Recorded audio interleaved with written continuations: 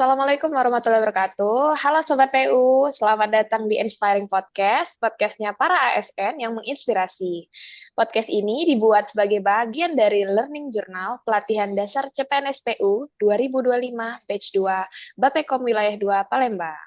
Perkenalkan, aku Nina Satya Distia, biasa dipanggil Nina, CPNS Penata Kelola Penyihatan Lingkungan Ahli Pertama dari BPBPK Lampung. Dan aku akan menjadi host Inspiring Podcast di episode kali ini yang bertema What We Can Do to Make PU Better and Stronger.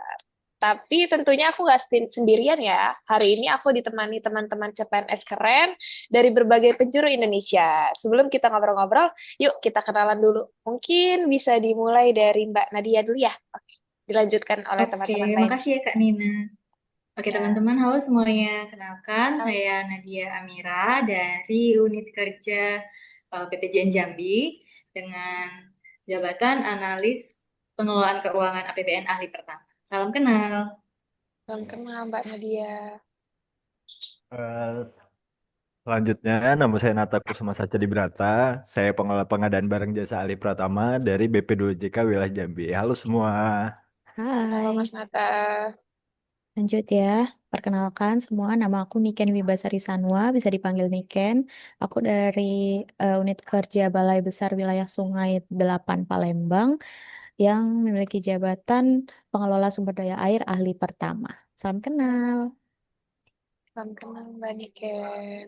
Halo, perkenalkan nama saya Nova Astrisa. Saya dari unit BP2JK wilayah Bangka Belitung dengan jabatan pengelola pengadaan barang jasa. Hai, salam kenal. Salam kenal Mbak Hai. Nova. Oke, back to the topic ya. Gimana nih rasanya setelah 3 hari ikut Latsar? Pasti banyak banget ya pembelajaran yang kita dapetin. Kemarin mulai dari materi bela negara, wawasan kebangsaan, sampai tugas-tugas yang bisa nambah pemahaman kita. Kemarin udah banyak banget dikasih. Nah, selama proses itu ada nggak sih momen atau materi yang bikin kalian mikir, oke, ini penting banget dan aku harus terapin nanti pas udah kerja di PU. Kira-kira ada nggak? Coba Mas Nata kayaknya udah nggak sabar mau jawab nih. Ada nih, Kanina, dan ini menurut aku tuh cukup membekas banget. Waktu itu aku tuh ada pelatihan dan simulasi kerja tim. Aku tuh sadar banget nih pentingnya komunikasi yang jelas dan rasa tanggung jawab. Nah, saat itu tuh satu tugas kami sempat hampir gagal, cuman karena miskom kecil. Gak ada yang salah secara teknis sebenarnya, tapi koordinasinya tuh agak kurang gitu. Nah, dari situ tuh aku belajar kalau di dunia kerja nanti, apalagi di Kementerian PU ini, yang pekerjaannya tuh menyangkut banyak orang dan berdampak luas banget kan. Nah, komunikasi dan kerjasama itu bukan cuma nilai tambah, tapi kebutuhan. Kita tuh bisa aja sih pintar secara individual, tapi kalau nggak bisa kerja bareng dan saling memahami, hasil akhirnya tuh tetap nggak maksimal gitu. Nah, jadi ke depannya aku tuh pengen banget ngelatih dua hal itu. Komunikasi yang efektif dan tanggung jawab dalam kerja sama tim. Karena menurut aku itu tuh pondasi yang penting buat kita untuk berkontribusi maksimal di Kementerian PU ini, Kak Nina, gitu. Ya, terima kasih Mas Nata atas penjelasannya. Mungkin teman-teman lain ada yang ingin menambahkan pengalamannya atau bagaimana? Mungkin Mbak Nadia? Mungkin aku ya. Oke. Ya, Eh, boleh. kalau kalau aku setelah kita beberapa hari ya udah bahas tentang wawasan kebangsaan dan bela negara itu, aku tuh juga jadi sadar kalau misalnya kita sebagai CPNS PU itu bukan cuma soal teknis atau administrasi aja yang kita perlu kuasai, tapi juga kita harus paham tentang tanggung jawab moral kita sebagai calon ASN. Nah, selain itu juga yang paling ngena buat aku itu waktu dijelasin kalau bela negara itu nggak selalu hanya dalam bentuk aksi besar gitu loh.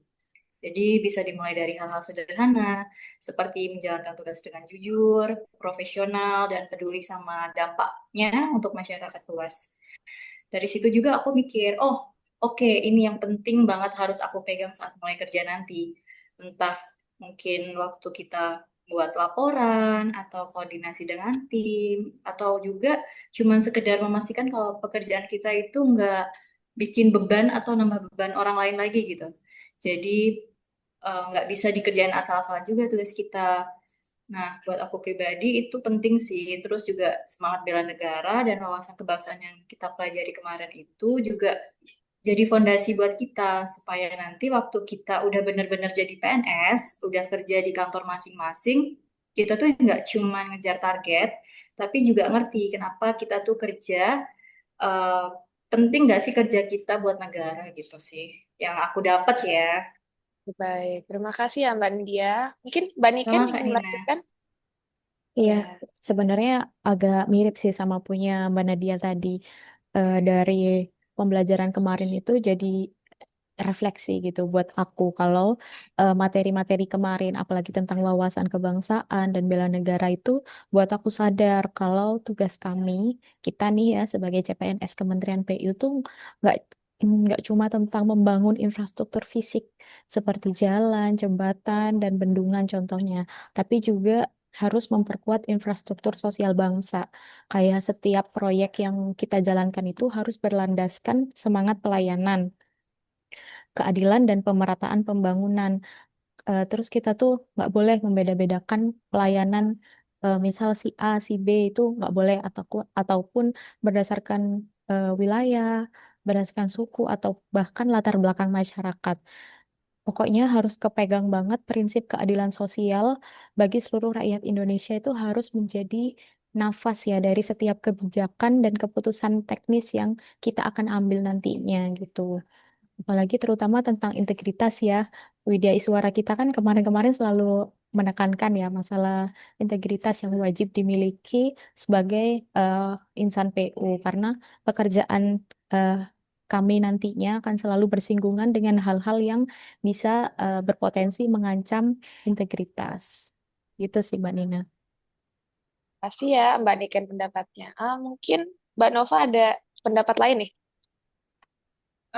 Saya nambahin sedikit ya, karena dari teman-teman yang sampaikan semua tuh kayak udah ngerangkum semuanya ya. Jadi selama 3 hari ini tuh kayak menurut saya tuh kayak expensive experience lah menurut ya. Jadi kayak aku tuh nge-review lagi sejarah bangsa yang udah lama banget kan kita nggak ngebahas. Paling terakhir tuh di SMA kita bahas Hmm. kebangsaan, bela negara, sejarah gitu. Jadi kemarin juga kita mempelajari nilai-nilai ASN berakhlak. Jadi oh aku tahu nih aku jadi ASN PU tuh aku ke depannya di PU harus kayak gini ngerjain tugas. Terus juga jadi tahu nih sasaran RPJMN PU tuh apa. Oh aku harus gini sesuai arahan. Terus juga aku juga tahu nih pengembangan kompetensi kita di PU. Ternyata banyak caranya. Kita bisa jadi ikut pelatihan atau ikut melanjutkan pendidikan. Jadi aku tuh kayak termotivasi. Aku bisa upgrade diri nih jadi insan PU biar lebih bermanfaat lagi buat kedepannya. Gitu sih. Kak. Keren-keren banget nih jawabannya. Makasih ya Mbak Nova. Iya. Ternyata dari ya, ternyata dari 3 hari ikut Latsar aja kita udah banyak banget ya insight yang bikin kita mikir lebih dalam soal peran kita nanti di PU ya. Mulai dari integritas, semangat bela negara, sampai dorongan buat terus upgrade kompetensi diri seperti kata Mbak Nova tadi ya. Semua itu jadi fondasi buat kita berkontribusi, bukan cuma sebagai pekerja, tapi sebagai bagian dari pembangunan Indonesia. Nah, ngomong-ngomong soal peran dan kontribusi nih, dari jawaban teman-teman tadi bisa dijelasin nggak sih bagaimana cara kita nih sebagai CPNS Kementerian PU berkontribusi untuk membuat Kementerian PU itu lebih baik dan lebih kuat? Kita ini kan tugas sehari-harinya beda-beda kan ya. Ada yang ngurusin sumber daya air, jasa konstruksi, jalan, jembatan, permukiman, bahkan sampai keuangan. Nah, bisa dijelasin nggak sih gimana hubungan antara pekerjaan atau jabatan kalian saat ini dengan tindakan bela negara? Mungkin bisa disebutin contoh kecil yang mudah dilakuin sama teman-teman semua, tapi bisa membawa perubahan yang signifikan lah, bisa dibilang. Mungkin Mbak Nadia ingin menjelaskan? Oke sih, wah ini pertanyaannya menarik banget ya kalau kita ulas lagi itu. Kalau misalnya dari aku sendiri yang notabene itu bertugas sebagai CPNS yang nanti ditempatkan di bagian keuangan, khususnya itu analis keuangan ya di balai. Mungkin kontribusinya memang nggak kelihatan langsung di proyek kan, seperti yang eh, ahli jalan jembatan dan lainnya. Tapi justru dari layar dari balik layar ini, peran strategis kami sebagai keuangan itu dimulai. Jadi kita yang bantu gitu loh buat jaga anggaran negara biar bisa digunakan dengan sebaik-baiknya dan tepat sasaran. Mungkin bisa dilakukan dengan cermat saat memeriksa data pendukung, kemudian juga berani mengingatkan kalau misalnya ada hal-hal yang nggak sesuai itu sama peraturan. Mungkin kayak gitu tuh kelihatannya sepele ya, tapi itu tuh bentuk nyata kita kayak yang sudah kita jabarkan tadi, bentuk nyata bela negara kita untuk menjaga uang ya. Kalau saya kan menjaga uang ya, jadi menjaga uang rakyat supaya benar-benar dipakai untuk membangun infrastruktur yang dibutuhkan oleh masyarakat. Dan walaupun nih sekarang kan kita masih statusnya CPNS, jadi belum punya tugas yang spesifik, justru saat ini tuh kita belajar gitu, belajar sistem kerja, belajar tanggung jawab, dan terutama juga pentingnya integritas sebagai ASN. Gitu sih. Mungkin juga bela negara itu bisa dimulai sederhana kan, kayak datang tepat waktu, aktif belajar, kemudian juga nggak ikut-ikutan gitu kalau misalnya ada yang melenceng. Nah, itu kan nanti bakal jadi bekal penting kita supaya kita nanti menjadi sosok yang amanah lah, bisa menjalani tugas dengan baik dan bertanggung jawab. Karena juga untuk bikin PO lebih baik itu kita butuh ASN yang bukan cuma pintar, tapi juga punya karakter yang kuat. Gitu sih Kak Nina kalau dari aku. Benar banget sih ya, Mbak Nadia. Mungkin Mbak Niken ingin menambahkan? Iya, kalau menurut aku pribadi, kita tuh penting banget ya untuk selalu apa punya keinginan untuk mengembangkan kompetensi dan selalu menanamkan sikap integritas. Kayak sekarang nih di era perkembangan zaman kayak gini nih, kan banyak banget ya hal kecil yang bisa mempengaruhi kinerja bahkan integritas kita. Nah, eh, godaan-godaan atau hal kecil itu yang bisa masuk salah satu tantangan di Kementerian PU nih. Apalagi sekarang kan udah masuk ya masa-masa transformasi digital ya. Jadi itu udah penting banget untuk kita biar bisa menyelaraskan kompetensi agar nggak kalah saing nih sama negara-negara lainnya gitu. Selain itu juga penting untuk selalu menerapkan sistem merit di setiap lini kehidupan ya. Jadi eh, sistem merit itu maksudnya gimana sih? Sistem merit itu ya apa yang kita lakukan itu selalu sesuai dengan kinerja kita. Jadi kita dilihat berdasarkan kinerja dan kompetensi kita gitu. Jadi ya kita biar bisa menjadi ASN yang profesional gitu. Nah, konteks bela negara yang bisa dilakukan, terutama misal contohnya aku nih, aku sebagai pengelola sumber daya air ahli pertama adalah saat aku bisa memastikan bahwa pengelolaan sumber daya air akan memenuhi 3 pilar utama, yaitu konservasi sumber daya air, pendayagunaan sumber daya air, dan pengendalian daya rusak serta terkelola secara tepat waktu, tepat guna, dan tepat sasaran. Contohnya, memastikan bahwa sumber daya air itu dikelola untuk kepentingan rakyat, bukan hanya kepentingan pihak-pihak tertentu. Nah, ini berarti setiap program dan kegiatan harus selalu diarahkan agar air tersedia secara adil, berkelanjutan, dan terjangkau bagi masyarakat.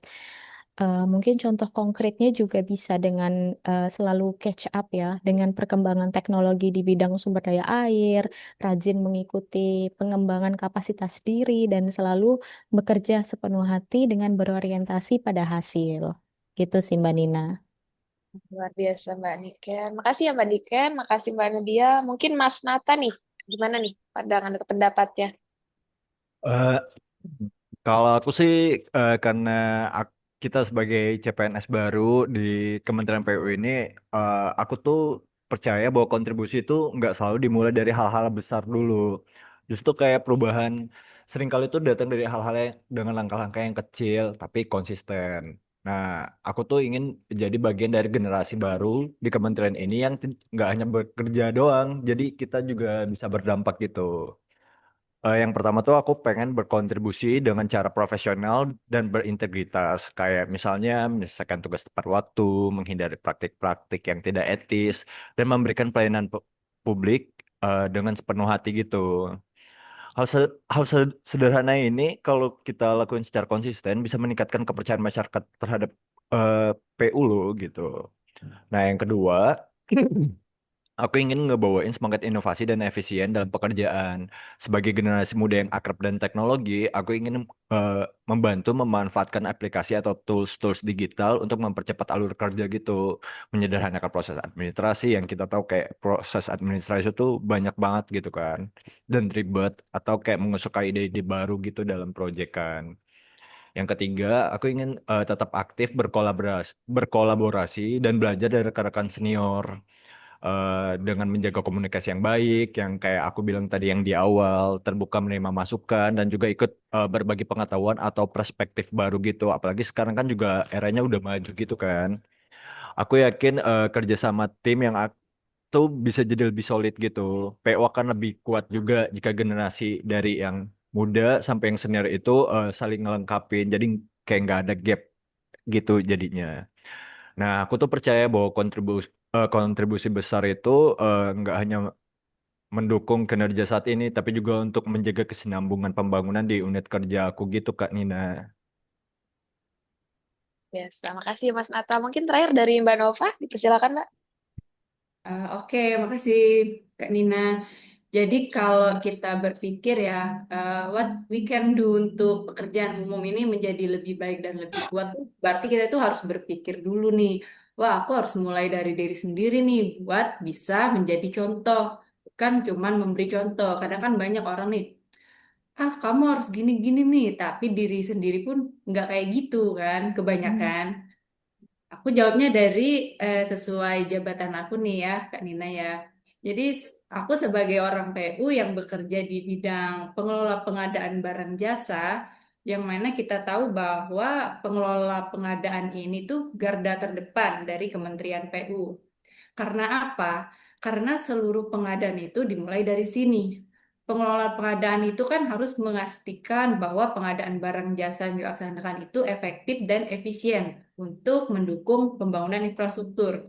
Nah, gimana caranya kita memastikan itu efektif dan efisien? Yang pertama itu eh, kita memastikan seluruh tahapan pelaksanaan pengadaan itu sesuai dengan SOP dan peraturan yang berlaku. Kemudian kita memastikan juga semua usulan persyaratan pemilihan itu sudah sesuai dengan spesifikasi. Kemudian memastikan dokumen pemilihan itu sudah sesuai dengan MDP terbaru dan yang pastinya jangan terpengaruh intervensi dari siapapun ya, karena kita kan ASN berintegritas. Ya. Gitu Kak Nina. Oke, keren banget ya Mbak Nova nih. Makasih ya Mbak Nova. Dari jawaban kalian semua ini makin kelihatan ya bahwa kontribusi itu bisa dimulai dari hal kecil tapi konsisten. Entah dari balik layar keuangan, sumber daya air, pengadaan barang jasa, atau lewat inovasi teknologi bahkan. Semuanya itu punya andil besar buat ngebangun Kementerian PU yang lebih kuat dan dipercaya.